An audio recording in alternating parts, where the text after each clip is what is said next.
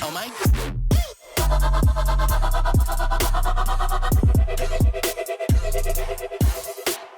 So guys, let's have a closer look at the menu of this monitor along with all the options and features that are available within the menu. So let's just go ahead and tap on the screen here. You'll notice all along the bottom of the screen we have a bunch of different icons along with the record button that's going to allow us to record internally to the monitor's SD card. We got the audio level meters and we got the playback option over here that's going to allow us to play back and review the footage that we recorded internally. So starting over here on the left hand side, let's go ahead and click that icon, and this is the scope menu, which is displayed right here at the top. We do have the option to turn on or off the waveform. We can go ahead and actually activate the RGB panel as well, which is showing that it's displayed here on the right hand side. We can also activate the histogram, which is just right above the RGB panel, and we also have the option for vectorscope. And along with not only being able to turn them on and turn them off, but we can also adjust the opacity of these different scopes. So for an example, this is 100%, which is basically putting these graphs scopes on a black kind of a background, which is kind of actually blocking out my subject, for an example. So I don't really, in my preference, don't have it set to 100%. I usually have mine at 50%, so therefore I can still kind of see through the scopes. So going into the next menu over here, if we just press the next icon, we are in the marker menu. Okay, so right now the very first one that we have says safe area. You can see right there that it's highlighted in yellow, so it's actually turned off. So I can go ahead and activate it, and you'll notice that there's going to be this red box kind of going around my screen over here, and I can change the color of that box to green, blue, or gray, whatever color you want over here that we have the option. And we can also change the width of that box.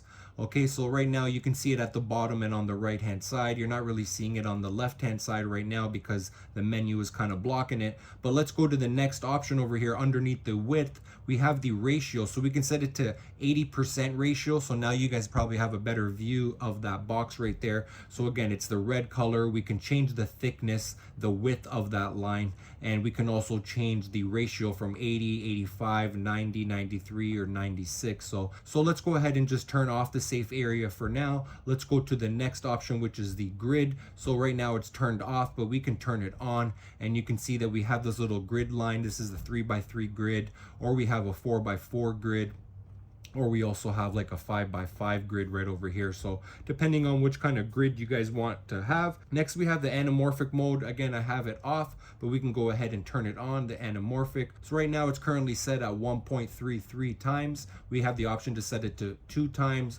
1.8 times, 1.65 times, and 1.5 times, and along with the 1.33 that we were just previously looking at. So that's going to be very helpful if you're going to be filming with the anamorphic lenses. So let's go ahead and just deactivate for that right now. Let's go to the next option. So we're just going to click that arrow. So next, what we have here is the marker menu. You can see that it's currently disabled. I'm just going to go ahead and turn it on right now. And we can change the color of the marker box to, for an example, red, green, or blue, or gray.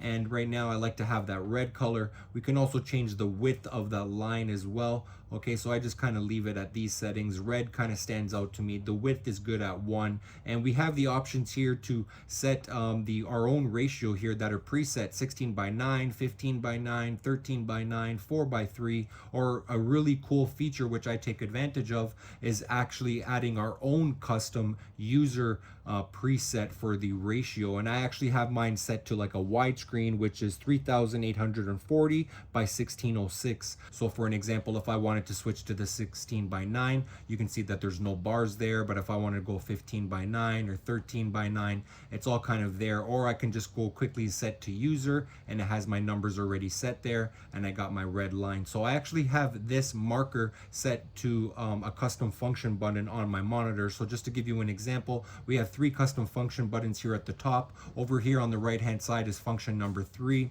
and you can see when I press the button on and off, those markers turn on and off for me. Okay, so there's 2 other custom function buttons. Again, the other one that we looked at already was the waveform. So I have that function button is my number 1 function button to turn on or turn off the waveform, and my custom function button number 2 is actually set to false color. So we have many different options to set our custom function buttons. Again, we have 3 of them, but we have many options to pick through the menu. So let's go back to where we were. Next, we have the center marker. It's off. Let's go ahead and turn it on. So you'll see right there in the middle of the screen, we do have this little, for an example, little plus sign or little X, which is basically just marking the center of the screen. Just in case your camera does not have that option, we do have that built in here right into the monitor. And again, you can change the width of that. Again, I'm really a fan of the red color, and I actually have my focus peaking set to a green, which we'll be talking about the focus peaking shortly, which you can see actually my focus peaking is on. As you can see right here, as I'm changing the manual focus here on my lens, there's no really green on any of my subject here. And as I turn my lens, the focus gear ring, you can see now that I'm in focus because we have the focus peaking on. Again, we'll be getting to that shortly. So after the center marker over here, we got the matte option, and I actually use this matte option in conjunction with my marker option over here. So for an example, let's go ahead back to marker. Let's go ahead and turn it on. So you'll notice here at the bottom of the screen, we underneath the red, it's kind of like grayed out and kind of like black grayed out, and at the top of the red we also kind of have it black and grayed out. So if I go back into this matte option over here, you'll notice that it's at 50%. So if I put it at 100%, look what happens to the top and the bottom. It's actually totally black, and I won't see anything above or below those red lines of that marker. So if I set it to 0, I'm not going to have any grayed out, I'm not going to have any black, I'm just going to be able to see clearly right through. And this could also be a good option, you know, just in case if you want to shoot 16:9 or in the custom aspect ratio that I have set in my marker, we do have the option to kind of see right through it. But in my case, what I like to do is have it in this option like I was showing you earlier, just grayed out. And the reason why I don't want it to be in black totally at 100%, and I'll show you why. So if I set it to 100% and we look at our screen, that looks fantastic. I actually really do like the way that looks. Like, that's pretty much how my final shot's gonna look. It's gonna look nice and widescreen. The top and bottom is cut off with the black bars. But my only issue is, in my circumstance, is basically I can't see the information coming from my camera. For an example, like my ISO, my shutter speed, my aperture, my recording, all that information. So I like to go back into there, set it at 50%, and now when I look at my screen, you can see my aperture, my ISO, my shutter, my white balance, my battery, all this information here, frames per second, etc. I can see that nice and clearly. So now that we're done into this menu, we went through all of these options here. Let's go to the next one, and this is the focus menu. And again, I have focus peaking on. You can see that it's activated. So if I turned it off, you'll notice that all that green kind of color is going away on my subject. If, for an example, you're filming outdoors and it's like a landscape shot and you have a lot of green as your subject, you may not want to have it to green. You might want to change it to red. So I'm also a big fan of red.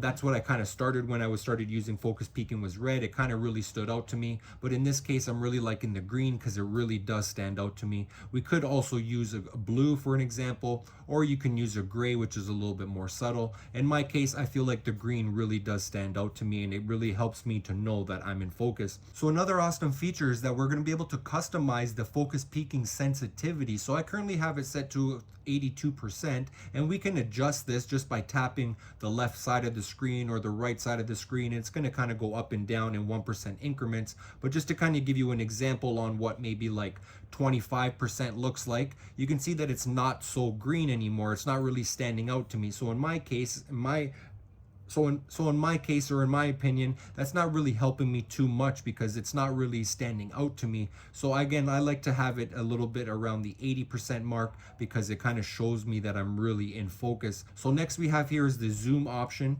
Okay, so you'll see that zoom is off right now, but I can go ahead and activate it. And what that's going to do now, when I go ahead and zoom in, I can zoom in with my fingers over here to kind of see, you know, a little bit more in detail. Am I in focus in that area? Is that thing in focus? Yeah, okay, it looks good. So let's see what the next option is over here. We have the exposure menu. So we do have the option to turn on zebras. We can actually fine tune the maximum and minimum of the zebras right here with these two little dials. And next we have the false color. And again, the false color I actually have set to one of my custom function buttons. So therefore I can just easily turn it on and off. And we do have the little false color range over here, the little chart, so we know which color is representing which IRE. So next we also have the monochrome. So let's go ahead and turn off the false color. So again, we have the monochrome. I do have it off. I can turn it on. That's going to make the whole screen, for an example, be red or green or blue or gray. In most cases, I don't often use monochrome at all. So let's go to the next option here. And this is going to be a fantastic one. This is the color menu. Right now we're in the 3D LUT option. I do have a LUT enabled, so just to kind of show you, that's without a LUT, and that is with a LUT. So I'm filming with the ZCam and the Z-Log, which is a flat image profile. So for me to kind of see any color on my screen, I'm going to want to turn on my LUT. And this is my own custom LUT. I'm actually going to go back to the zebras and I'm just going to turn that off over there. Let's go back to the LUT page. So yes, I do have the LUT on. So let's go to the presets to kind of see what's included here. So we can select from the LUT file, and these are all the LUTs that were actually installed on the monitor right from the get-go. So we got V-Log, we got S-Log3, S-Log2, Red Log Film, all the way, for an example, to C-Log. Okay, so we have a bunch of different options. So if I wanted to select one of these, you can just go ahead and select it. You can go ahead and press confirm. It's going to say the LUT file is loaded, and bang. Now this is what the LUT is that I just enabled. So this is not the LUT that I want. For an example, I want to go to my user LUTs, the ones that I installed myself via the SD card. So I have V-Log to Rec 709, which is for like my Panasonic camera, and I have the exposure LUT, LUT V2. So this is the two options that I have for my Zcam over here. I got -3 and I got the -2 LUT. So I have them labeled, and I have the -3, which I currently prefer to use. I'm just going to go ahead and press confirm, and bang, my LUT is installed. So you can hit this little back door over here to kind of go back to the main menu here for the LUTs. So if you want to load your own custom LUTs to this monitor, just drag and drop your LUTs to the SD card in the LUT folder, and then once it's saved onto the SD card, just pop your SD card into the monitor, and then now from there go into this menu. You're going to want to press import, and it's going to see the LUTs over here. So you just want to select them, for an example, and then press import. Right now I don't need to do it because it's already installed. Okay, and it's a very nice, easy process. So as I'm going to leave the LUT on right now, I'm going to go to the next option here, which is the gamma curve. Right now it is off. I can go ahead and turn it on. So we got 2.2, 2.4, and 2.6 of the gamma curve that we can pick from. So for an example, if we're trying to match this monitor to look similar to another monitor that we're using, and the other monitor, we basically might not be able to adjust the gamma curve or the colors of that monitor to look like this one, we do have the option on this monitor to kind of select the gamma curve to kind of hopefully match the other monitors that we're working with. We do have the HDR option right now. I don't have it on because I'm not filming in HDR. And again, we have the PQ option to pick from for the type of the HDR, and we also have the HLG option as well. So I'm just going to go ahead and turn that off. As for color temperature, this is one that you may want to be messing around with just to kind of calibrate the monitor a little bit to your liking. So we do have the option here to change the value of the color temperature of the monitor. So mine's currently set at 6,500 Kelvin. We do also have the option to set it at 5,600 Kelvin. And we do also have the option to set it as into the user. And these user settings right here, they're actually going to be able to be adjusted right over here via the brightness, the contrast, saturation, sharpness, and also the RGB gain and the RGB offset. So let's just kind of go back to that color tab over here. I don't want to use user. I want to use the 6,500 because that's what looks more natural. Let's go to the next option over here. We have record and playback menu. So right now we're in the record option. We do have the mode for user, trigger, and time code. So for an example, what does that mean? So user, if we want to go ahead and start recording, we're going to be, as the user, the camera operator, pressing the record button. If we have the option or a feature in our camera via the HDMI cable, we can actually set it to trigger, so that means when I go ahead and press record on the camera, it's going to trigger the monitor to record at the same time. So that could be an option if your camera supports that trigger feature via the HDMI. And we also have the time code. So for an example, if your camera supports the time code option, so for an example, when you go ahead and press record on your camera or the time code of the recorder, it's going to activate the recording on the monitor along with your camera and time code. My settings, I like to have it onto user, so anytime I do specifically want to record internally with the monitor, I just go ahead and simply press it right there onto the screen. As for recording definition, we have these three different options over here. We have LT, we have HQ, and we have XQ. So from my understanding, XQ is the highest quality video file that we're going to be able to capture. If I remember correctly, it's about maybe 100 megabytes for the minute. This is a 32 gig SD card that we're going to be able to capture. And so you can adjust the quality, the recording definition right here with those three settings. As for file naming, we do have an option over here to adjust for an example like camera A, which it's currently set at right now. And I have it set to SCE. So for an example, scene 1. So camera A, which is my Zcam, scene 1. So we can go ahead and scroll over to the side. We can adjust this. So if you want to go to the next letter, for an example, you can go up and down over here, over there, press the arrow button. And basically now whenever you press record, for an example, it's going to be recording that as the file name. And then it's just going to kind of increase from there. So it's going to keep it as A, SCE, and then it's going to be 001, 002, 003, and so on. So that's how your files will be labeled. Let's go to the next option here, which is playback. So for an example, we got video files. Right now, I don't have any files recorded on my monitor. So let's go ahead and go back. Why don't we go ahead and actually activate the recording right now? So I'm just going to go ahead and press this record button. Okay, so for me to press the record button, I just want to go ahead and simply press it. You'll notice that the timer is counting right here in the red text, and that's going to be recording. So right now I'm recording. You can see my hand, blah, blah, blah, blah, blah, blah. I'm just moving my hand around just so you guys can see. I'm just going to go ahead and press stop. Okay, so while I just press stop, we're going to go back into the play menu for an example, and it's going to be starting to play my video right here. You can see this little timeline going across here. And we got the pause button right there that we can pause the video. There's my hand that I was just filming. So there's my video right there. So if I wanted to see my list of my videos, you just click on that icon right over there, and you're gonna have all the files listed right over here. So you can select one for an example, and then you can go ahead and press confirm, and then you can go ahead and watch it. So this next thing that I'd like to mention to you guys, I actually noticed something with the monitor when you are recording internally. So let me show you and let me tell you a little bit more about it. So let's just say I'm recording, I'm filming, I got focus peaking, everything's beautiful. Now I press record on my camera. Now I go ahead and press record on the monitor, and bang, look what happens. My focus peaking, all my scopes kind of go away. So does my LUT. So ideally this is something that I would like to see fixed in a firmware update in the near future. So let's just go ahead and press stop. Okay, we can go ahead and play back those files.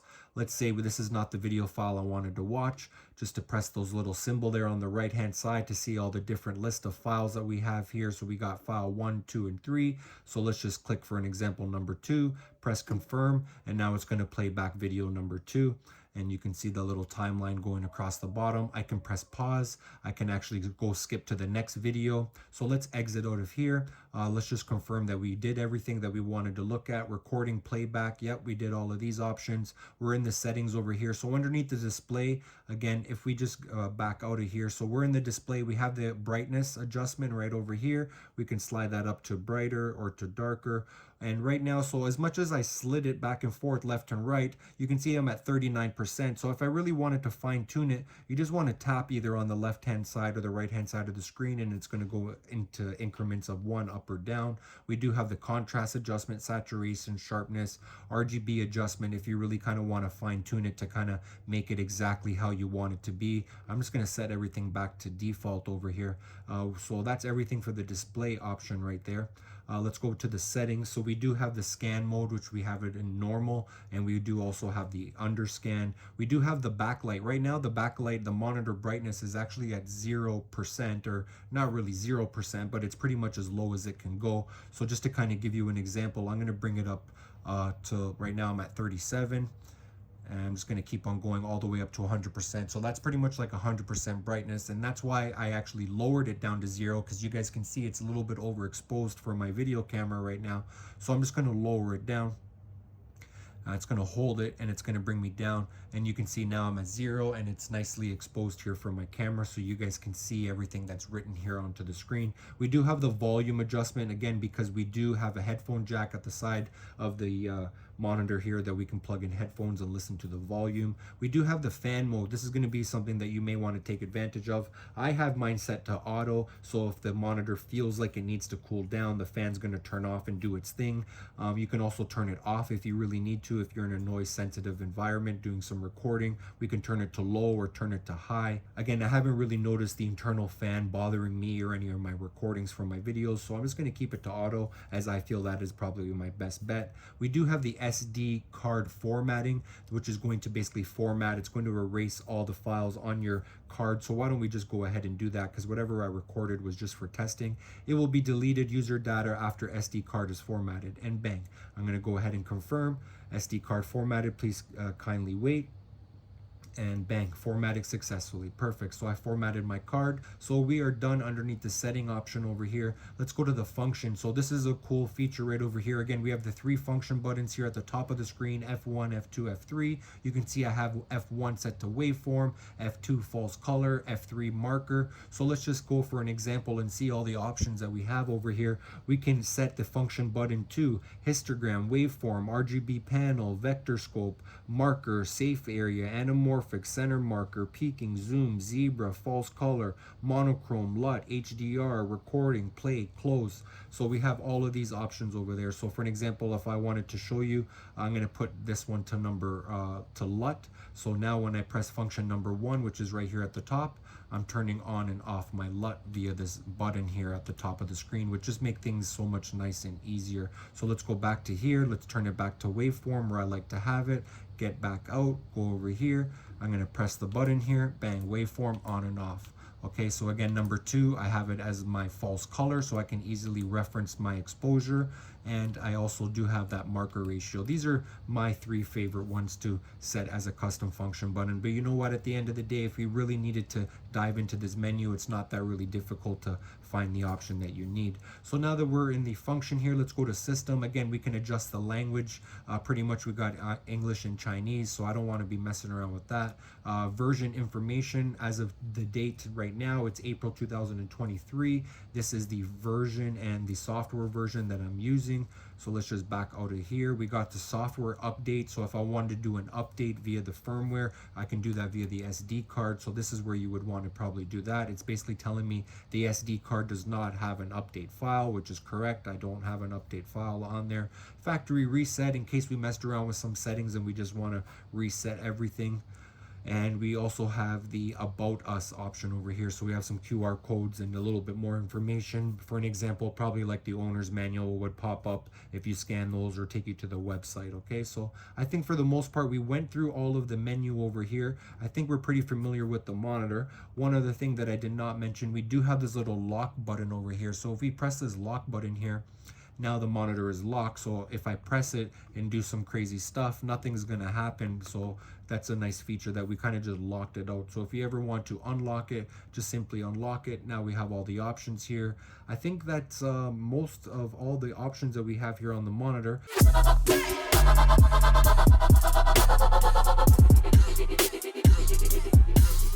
Oh my.